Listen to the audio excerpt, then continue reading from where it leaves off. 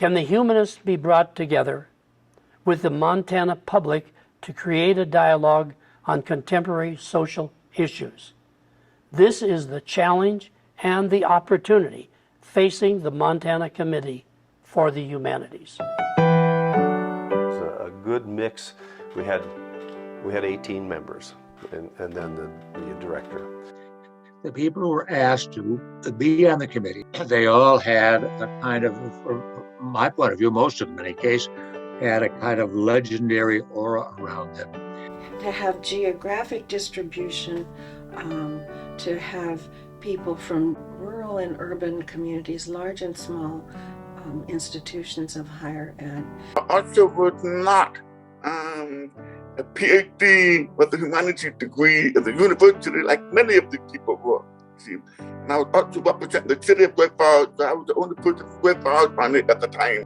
It was just a wonderful coincidence that it was a time of dialogue and ferment and an exciting time in the state when people wanted to get together and wanted to talk about ideas, and that had been very widely stimulated by the debates of the Constitutional Convention.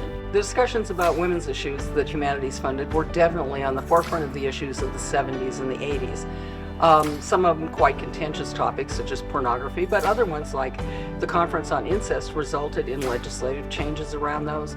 One of the ideas was to bridge that divide and bring Eastern and Western Montana, Mountain Montana, and Plains Montana together. And so not only did we have representation from all parts of Montana, but guess what? We held conferences all over the state. Community organizers should request speakers who will challenge, share, and turn on the light bulb around the room. We did a series on Montana Public Radio. This is Reflections in Montana, a radio series about Montana's writers, artists, and heritage, its people, history, and land.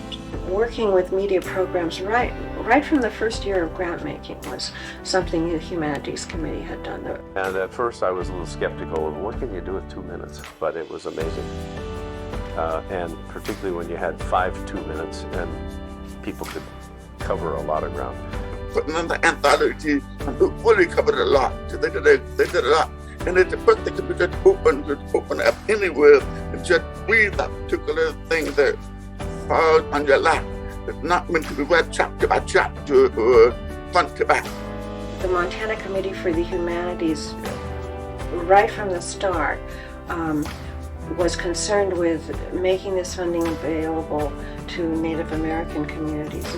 Humanities has really contributed to what we think of as the culture and the values of Montana, and the importance in our Constitution and other places to open government and open dialogue around major public policy issues and cultural issues. You know, the idea was that humanists were going to contribute something to the discussion, provide a different kind of perspective on public policy issues, but the influence on the humanists was just as great. I mean, it opened us up.